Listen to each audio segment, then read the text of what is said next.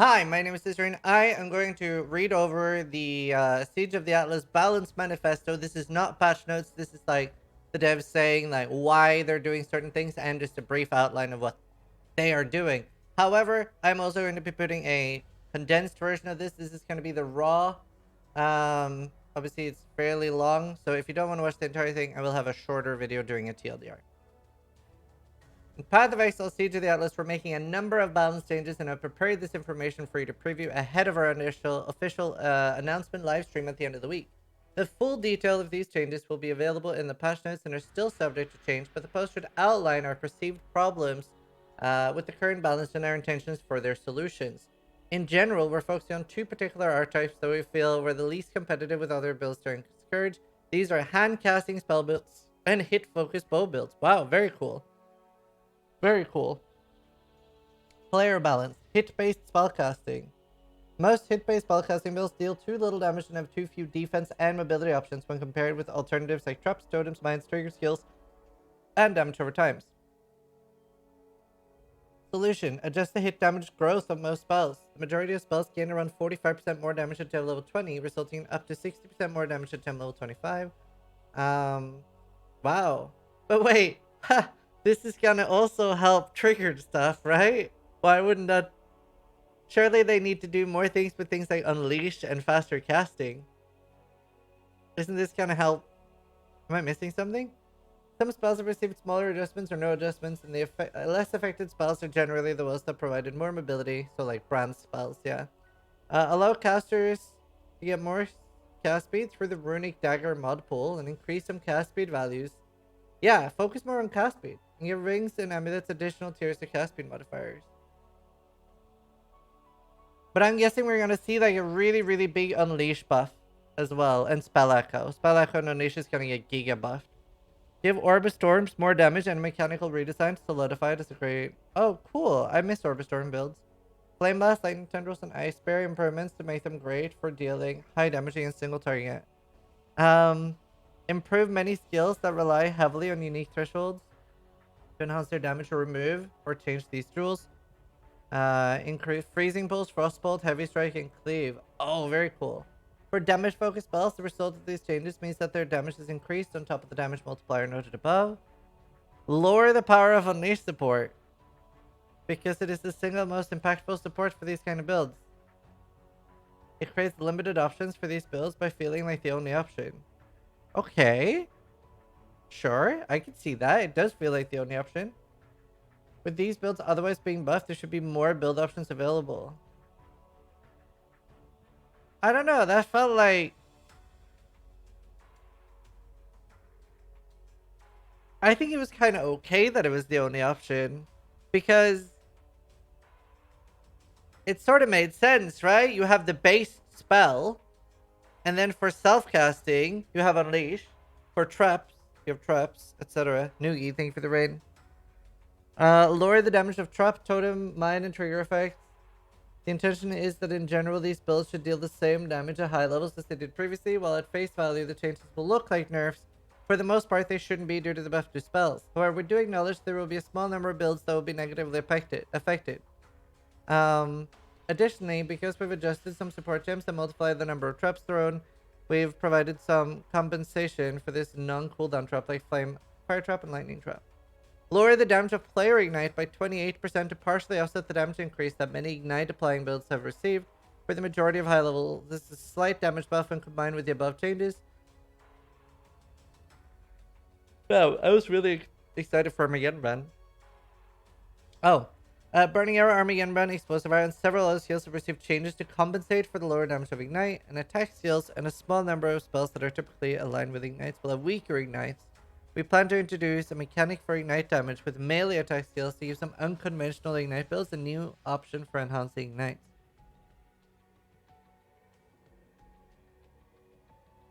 I just want to see Armor Brand. Fireball. Oh! Wow! Oh my god, though. Look at the Fireball change. 1,000 more damage and 130% more damage effectiveness. Wow. Wow. And that's at level 20. Okay, these numbers actually look good. Where's let's look at another one that I care about. Flame Blast. I really want to do a Flame Blast build. 608. So 200 more damage. Like 20% more. And more. Wow. Oh, bullet. He's OP. Those numbers look good. Oh yeah, let's look at Arc. 40% buff. Arc looks good. Oh, actually it's Divine Ire there. 305. So like 35% more damage. Plus damage effectiveness. Hit-based bow attacks. Problem. Hit-based bow attacks require an unreasonable amount of investment to reach competitive levels of damage. Builds that want to achieve this must utilize critical strikes and many skills that sufficiently invest in the mechanic without sacrificing defensive options. Solution. Give bows the same local added elemental damage modifier as two-handed melee weapons do, which are much stronger than the bow specifier modifiers used previously. Improve the damage of bows in general, with some base types getting up to 50% more base damage than before. I really want to play that. Don't skip the supports, but I'm not going to look through all the supports. I guess I should look at a few of them, though. That sounds amazing for bows. Oh, Slinger. Wow. 37% less damage. Jesus Christ.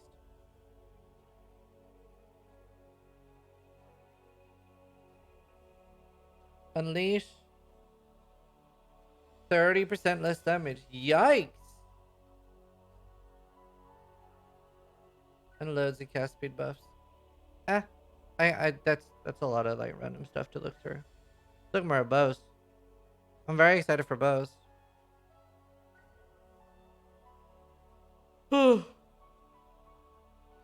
Improve the masteries.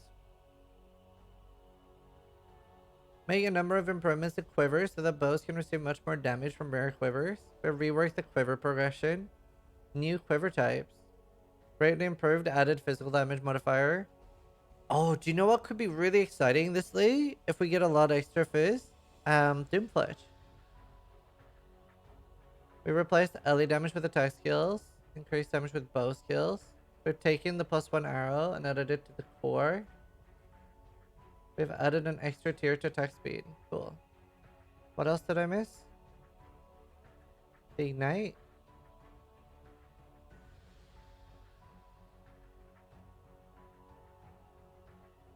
Oh, yeah, actually, I want to see what they did to Orb of Storms. Redesigned as a single target tool for lightning casters. Spark Orb of Storms could be really cool. That would be so fun to play too. Do you know, honestly, I kind of like the idea of that as my starter. Orb of Storms Spark sounds really cool as an Inquisitor. Strikes 3.5 at level 1 instead of 1.5. Wow, this is gonna be insane for leveling. Holy shit. The focus is placed on a mechanic of hitting enemies when you cast a lightning skill. Beams now split towards one additional target. Previously 2. Up to 3 additional at level 20. Previously 4. Crazy effective damage. Orb Storms no longer require splitting from the caster when they cast a lightning spell. Instead, it will zap an enemy in range every time you cast a lightning spell. Oh.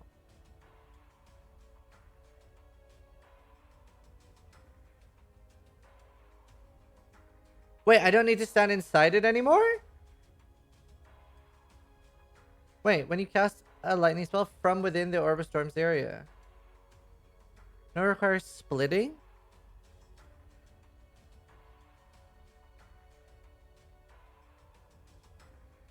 Wait, I don't understand.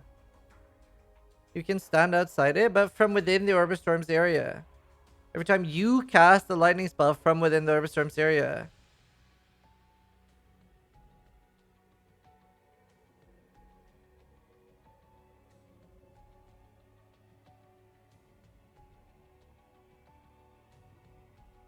It normally goes from the orb to you to the target. Oh. Armageddon Brand. Really big buff. Oh god. Every 1.5 seconds. Oh, but like insane effectiveness. Cool. Very cool. Ugh. Ugh. Sources of added damage. Problem. Added cold, lightning, and chaos damage support gems provide significant unconditional added damage that outclass many damage options available to some builds.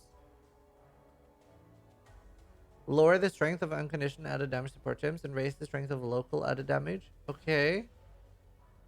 Guess that's a buff at the high end.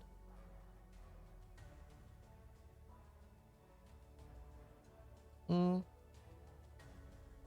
Plus one chaos or plus chaos is barely nerfed.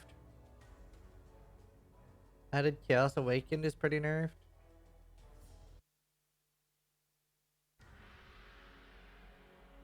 Okay, they're not nerfed a lot. Let's look at the local added damage weapon modifier changes. Roughly 8% of the highest tier increased by more at the lower tiers. Yeah, because the highest tier is insane.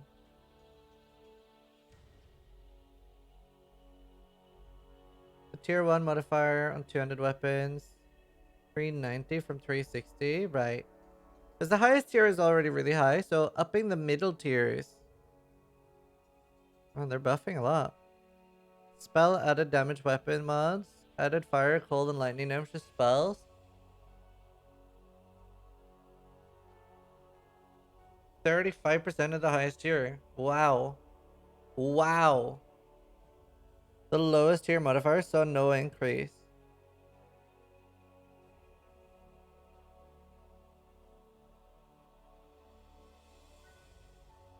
$155 from 115. Wow.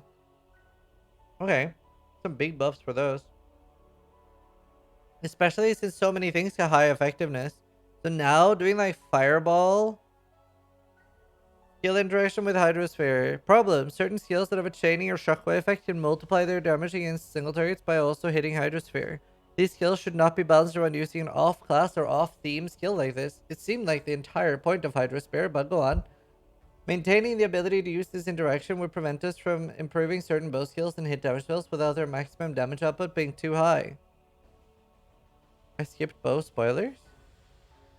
Oh, you're right. I did. We'll finish Hydrosphere and then go back up. Change Hydrosphere to have a 1-second cooldown before it can be hit again.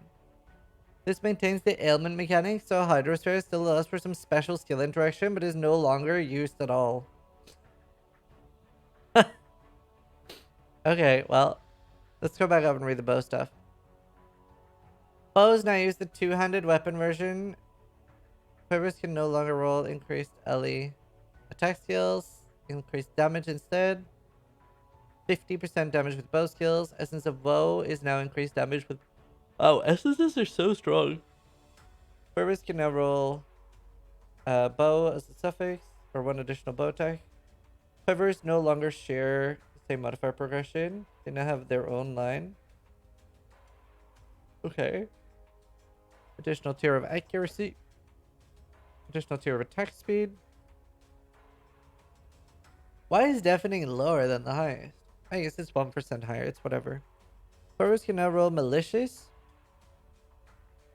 Movement speed while phasing and facing on skill. Damage while... We've also... Wow, okay. New masteries increases and reductions to arrow speed also apply to damage with bows. 100 accuracy per green socket on your bow.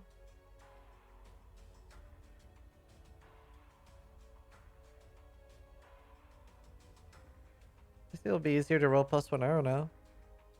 Not good for every build though. And the new quivers. Primal arrow. LE damage. Wow. Heavy's crazy. Faces extra chaos. Cool.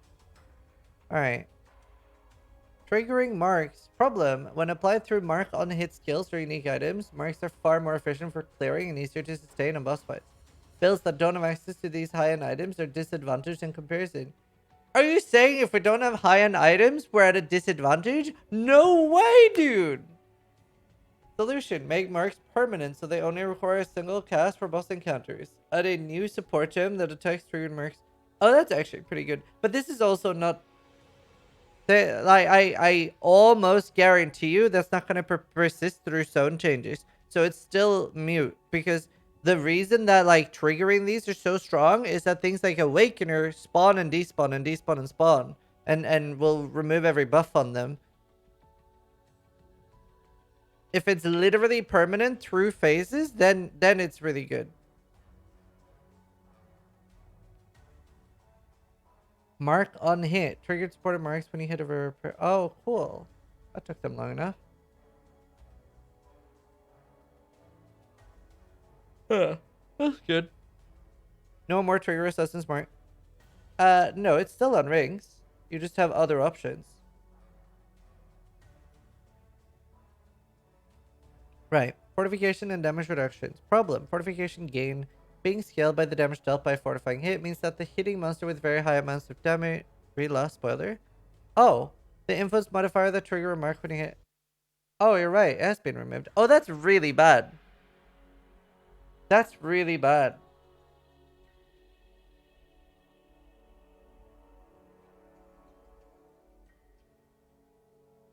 It's really bad unless it persists through things like Awakener moving a lot. So you can no longer get it on rings.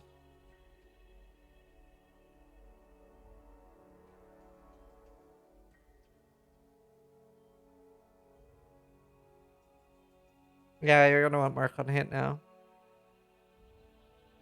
It's just it just doesn't really matter if you have mark on hit because it's gonna be so annoying for bosses like Awakener that despawn and move around a lot. Because I guarantee you the mark is not gonna persist. It's not gonna be actually permanent on things like Awakener. What Awakener? He does not exist in 15, 17? Yes, he does. What are you smoking? We're not removing Awakener from the game. And I also said bosses like Awakener. Fortification and damage reduction. Problem. Fortification... Oh yeah, that hitting monsters with very high amounts of damage reduction, such as Azurite Mines, Malachrum, or against bosses or monsters that are respawned by a certain league mechanic, grant a little to no fortification, even for builds with very high damage. Fortification generation now ignores the target damage reduction. Oh, that's good.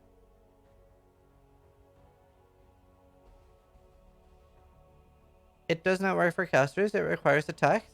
What does? What requires attacks?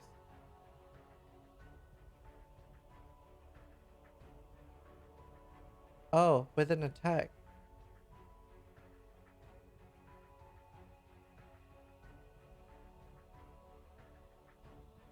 Yikes.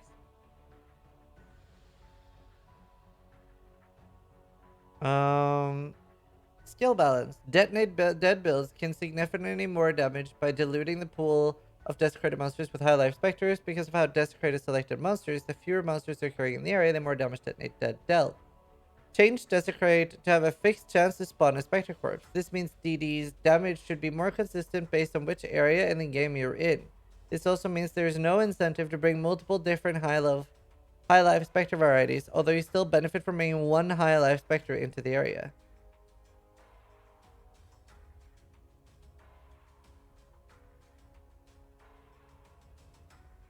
Wait. That doesn't affect it for... Is that all they're doing?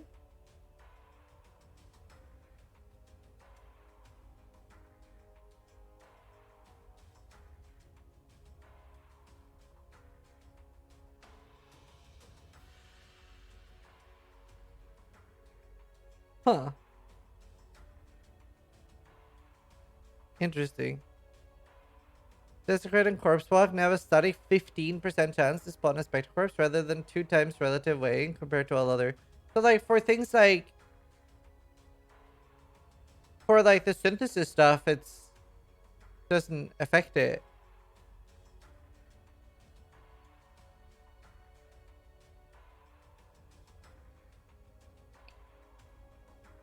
It does? Oh, I guess it does. If you... Yeah. You're right. Yeah. If it does 15%, it's not enough of a nerf, I think. Yeah, maybe. Problem, Seismic Trap has a very high damage scaling as its damage scales with increases to area of effect. Increasing the area of Seismic... Wait, I don't feel like that was the problem of Seismic Trap. Increasing the area of Seismic Trap impacts greatly increase the chance of multiple large bursts. Wait, it was more like trap throwing speed increases the duration was the problem in my opinion, but... greatly increases the chance of multiple large bursts hitting the target, as area increases don't affect the area where the impacts can occur. Though this mechanic is interesting, it provides far too much damage for the investment cost, and the damage of the skill would have to be lowered. Solution. Make modifiers to AoE apply to the area Seismic Trap and target at a ratio. This will slightly improve the area coverage of the skill while lowering the damage growth. That doesn't...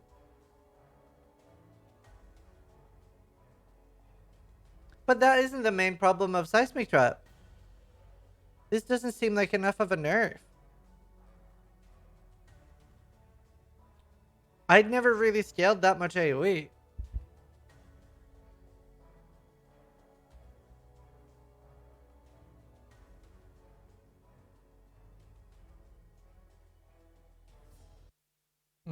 Because you were Sabo? Yeah. I don't know, we'll see. Like a 25% damage nerf at least. It needs like a 60 though. Toxic Rain has very strong damage over time and low build cost compared to other bow builds. It also benefited from some of the quiver and mastery changes. Solution, reduce the high level damage of Toxic Rain and bring it more in line with other skills. 30% damage nerf. Unique item balance. Problem. March of the Legion is a very low cost method to gain 4 extra auras in some builds due to the changes where mana is not being required in order to cast an aura. It also took full advantage of the Supreme Ego. Dead? Not dead. Toxic Rain's fine.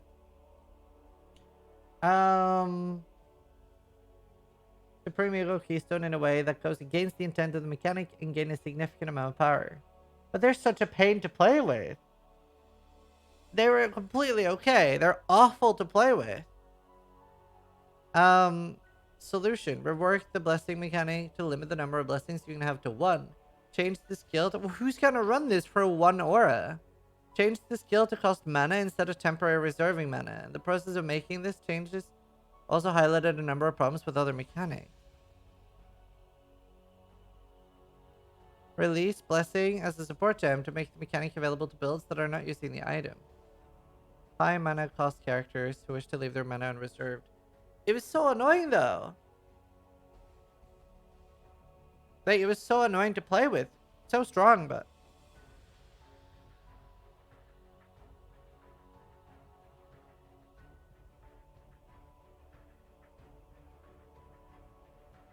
Improve the... yeah, okay. Improve the aura level. Remove mortal conviction. People just use the macro, but that thing is TOS, you can't do that. Remove mortal conviction and the life passives from behind the blood magic keystone and make a mortal conviction style support gem. That makes an aura free and prevents you from reserving mana. It will be mutually exclusive with blessing seals. You won't be able to use both simultaneously. Huh. Interesting. Thanks, Mikol. Appreciate it. The support gem provides slightly less aura effect than the blessing support, but has no cost or upkeep involved.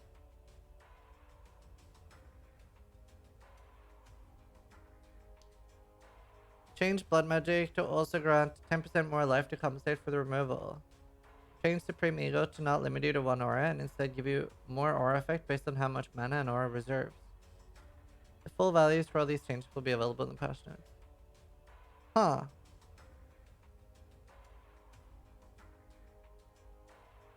Interesting. Problem. Shade form granted by Shroud of the Lightless and Replica Eternity Shroud could, with heavy investment, have its duration extended to be longer than its cooldown. Permanent immunity to physical damage.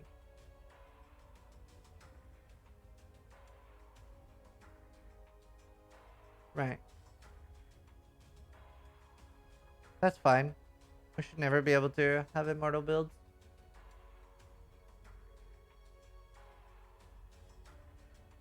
Problem: the damage reduction granted by strength of blood, incorrectly scaled, with modifiers to life recovery, allowing it to reach 100% for characters to be immune to damage.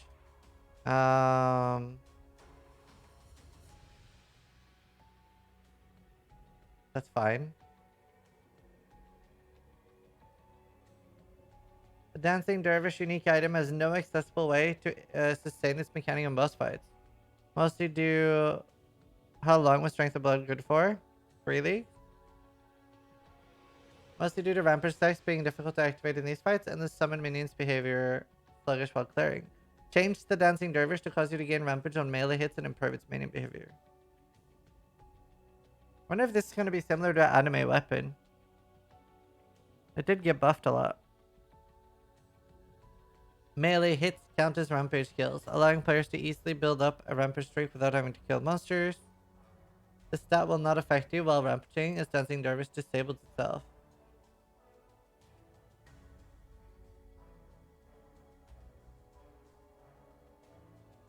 So wait, so it'll summon itself and then unsummon itself because you can't kill. Isn't that really annoying?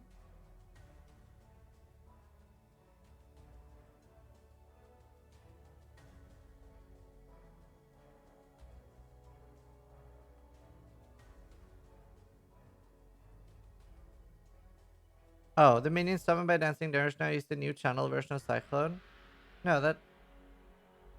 The existing where minions generate rampage kills on unique hits is still present. I guess that will be fine. That will be fine. Channel version of Cyclone, the movement speed and AI will also be adjusted to feel more proactive. That sounds really fun, honestly. That sounds really fun. Perfidy's Dread Banner Fortification was causing issues with the new fortification system that could not be reconciled. Replace Perfidy's Dread Banner mod.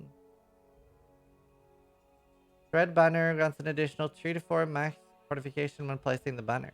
Okay. Void Fletcher outclasses rare quivers for many builds. Review the damage of Void Fletcher arrows. This balance is still being reviewed in comparison with all the other changes. Cool. I don't really use those. That's whatever. They really want to make like hitting bows. I mean, I was expecting... There's some things that aren't here that I was expecting. I was expecting some mention of potions. I was expecting them to talk about the flash charges on hit. What else was I expecting? I missed more I thought there would be more corpse life nerfs. But yeah, I'll make a sum up of this. We'll end this for the YouTube crew and we'll make like a sum up video, like a TLDR. But I don't know, they're okay. They weren't the most exciting manifesto. I'm more excited for the patch notes.